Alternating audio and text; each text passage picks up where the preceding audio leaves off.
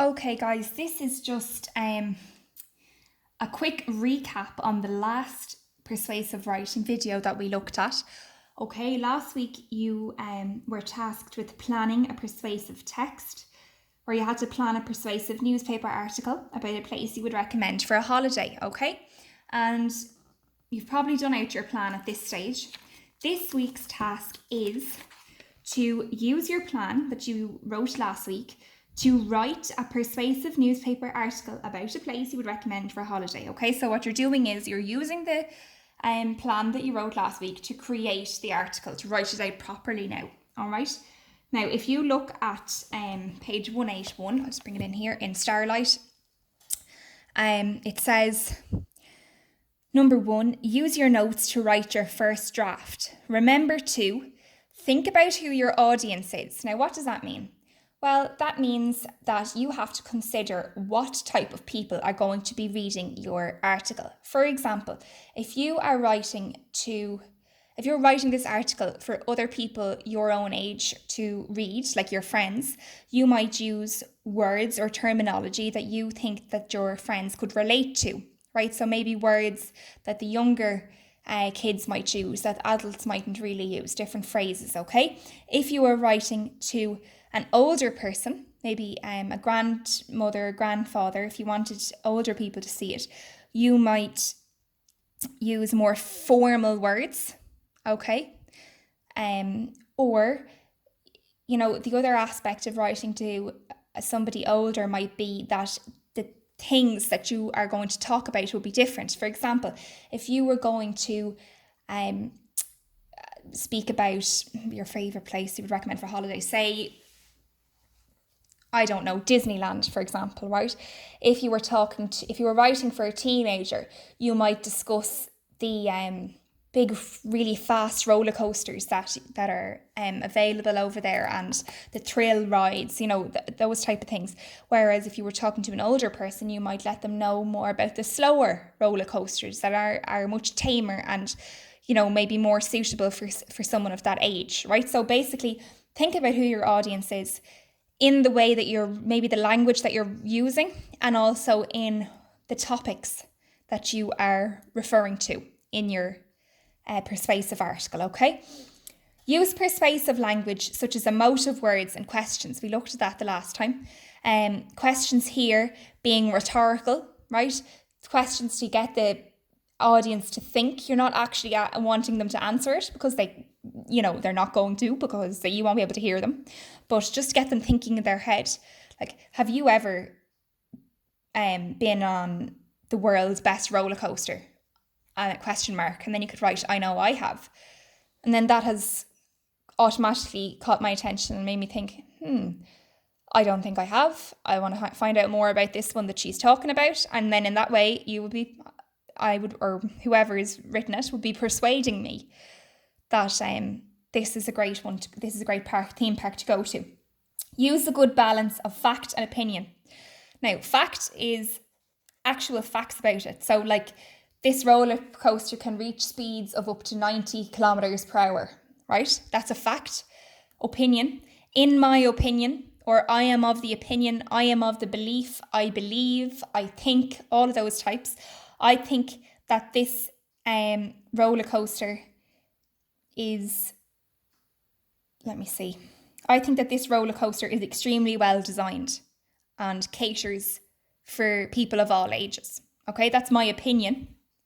But the fact of it is that it goes at this speed, that it is maybe the second largest roller coaster in Universal Studios, that kind of thing, okay? Break your article into paragraphs. Each paragraph should make its own point. We've looked at that in the last video. Ideally, you should have 3 different paragraphs, okay?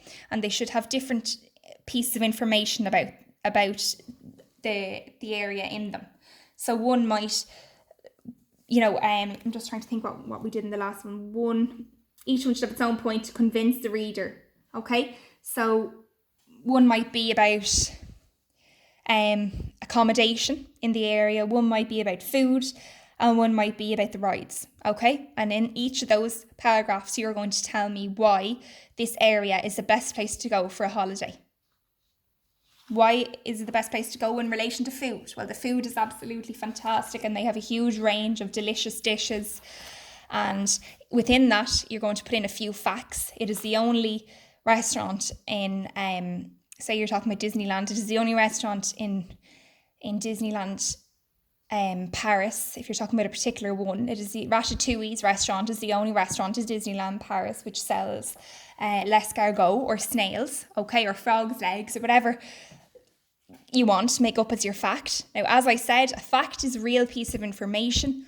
For the point of this, I don't mind if you make it up because I know that we don't all have access to facts, okay? So if we make it up but pretend it's real, right? An opinion.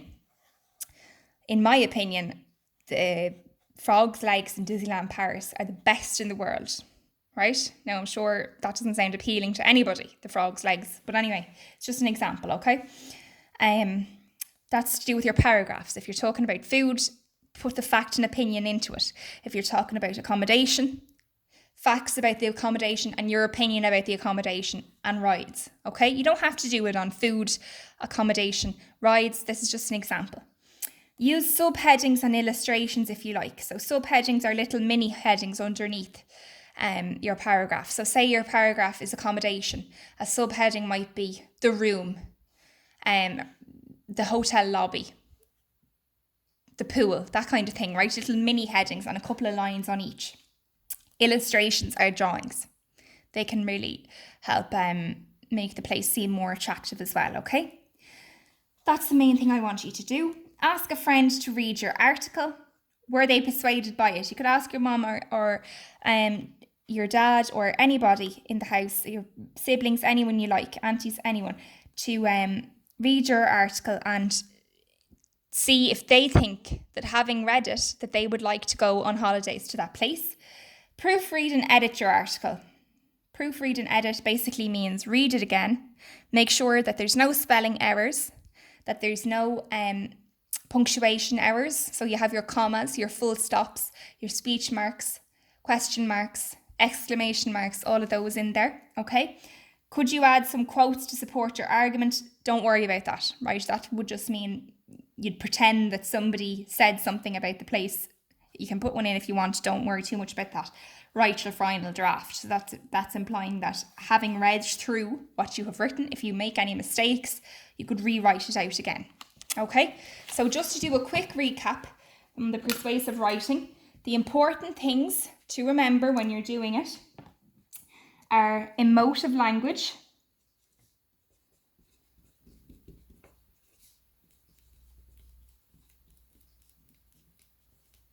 okay, emotive language. So this is adjectives and adverbs that show how the writer feels. For example, disgusting, horrific, worrying, amazingly, shockingly, etc. Now, we're going to have a video on this, adjectives and adverbs, so you can have a look at that if you want before you write it out. Questions that draw the reader in. How could we allow this? What is the point in worrying, right? Phrases that show personal opinion. Personal opinion. I think.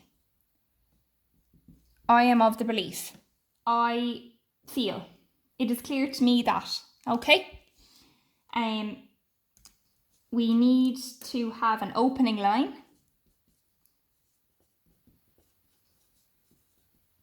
Which will explain what it is that you want to talk about in your article. Paragraphs.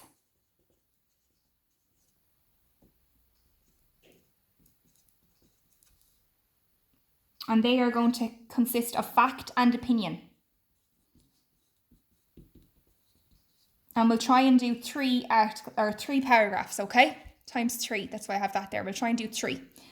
And lastly, your conclusion.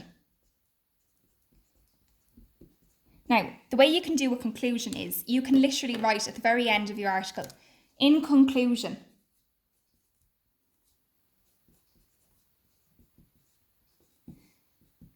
it is fair to say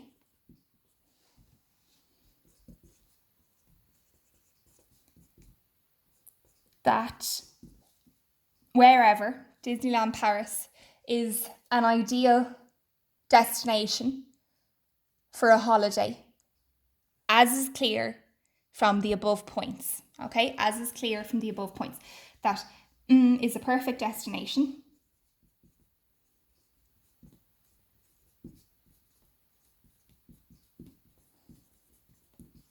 for a holiday, right? As is clear